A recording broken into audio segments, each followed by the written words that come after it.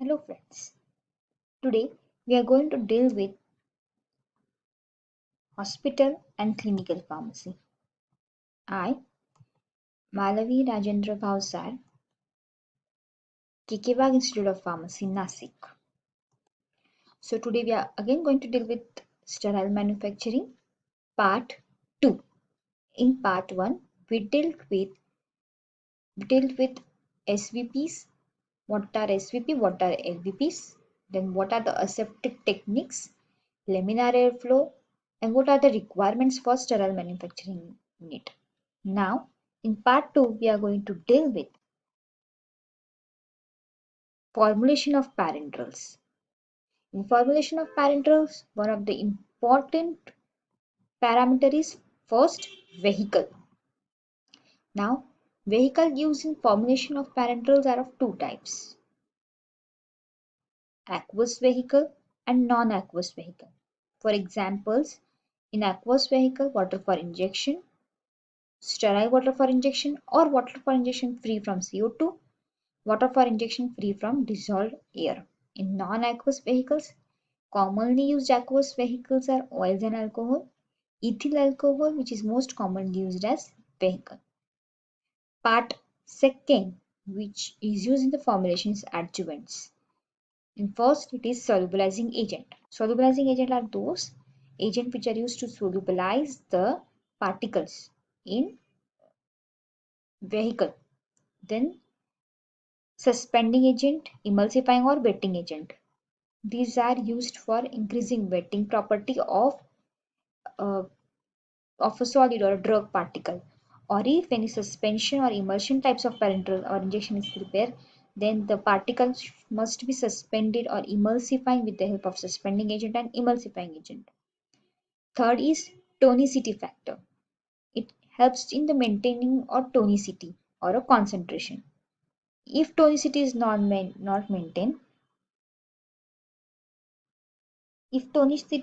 maintained, then it may result in lysis of RBCs and result in anemia. So tonicity factor is one of the important factor in the formulation parameter.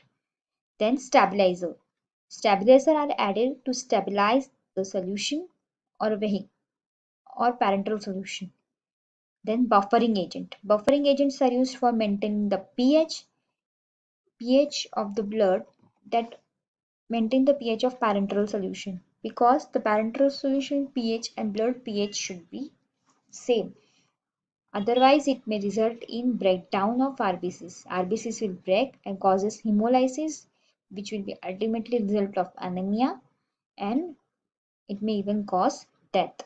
Then antibacterial agent. To protect parenteral from bacteria, we need to add antibacterial agents in the some of the parenterals as per the requirement. Then these are the steps involved in manufacturing of parenterals. First step is cleaning of glassware. First step is cleaning of glassware, which are supposed to be used in manufacturing. Then weighing the required quantities of adjuvants which are to be added in parenteral or a vehicle. Then mix that adjuvants or required quantities with the suitable vehicle which we are using for the preparation of parenteral. Then filter the resultant solution through 0.45 micron filter. After filtering, you get clear solution. That clear solution is filled in the ampule or vials. Then they are further transferred for the evaluation in the quality control test. Then further they are properly packed, sealed and labeled. Then quality control test. So first quality control test is sterility test. It is a procedure carried out to detect and confirm the absence of any viable form of microbes in an pharmacopoeia preparation or a product. So it can be done by two methods. First method is method of sterility. In method of sterility testing, again there are two methods. First is membrane filter and direct inoculation method. Membrane filtration method. In this, the membrane filtration it is appropriate for filterable aqueous preparation, oily preparation, alcoholic preparations, then preparation miscible with a soluble or aqueous or oily solvent with no antimicrobial effect. All steps of this procedure are performed aseptically in class 100 of laminar airflow hood. So in this first membrane filter of 0.45 micron porosity is taken. The test solution is filtered with the help of membrane filter. After filtration, the filter is removed. Then the filter is cut into two halves. First half for bacteria and second half for fungi growth check. In first half, it is transferred in 100 ml culture media. The culture medium is fluid thioglycolate medium. And second half is transferred in again 100 ml of culture media, which is soybean casein digest medium. Then first half is incubated in 30 to 35 degrees Celsius for not less than 7 days, whereas the temperature for second half incubation is 20 to 25 degrees Celsius. Then the growth is observed in both the inoculation or culture media. The growth is observed for bacteria and fungi.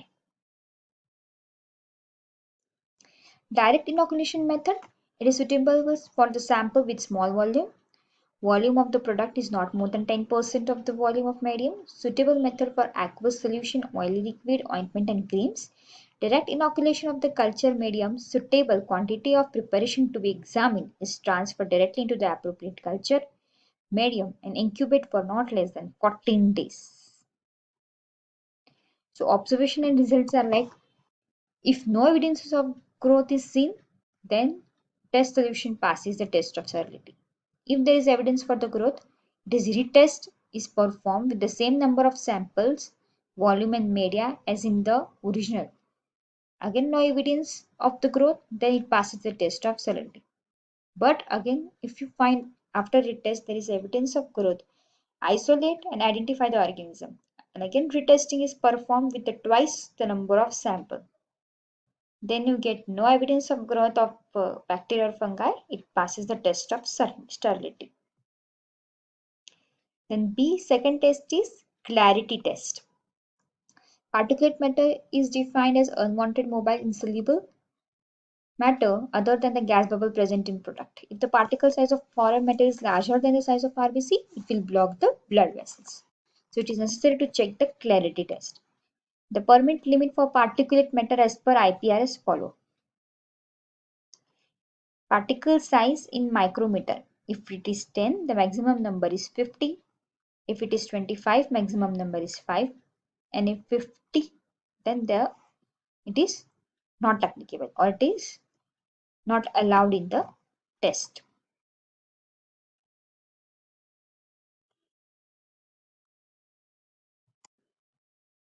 Then leakage test. Third test is leakage test.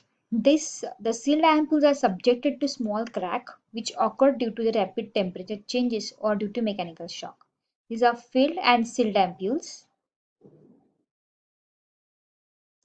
which are dipped in 1% methylene blue solution under negative pressure in a vacuum chamber. Then the vacuum is released. The color solution enters into the ampoule, which resulted in defective sealing. If the color solution does not enter, then it can say the container is not defective.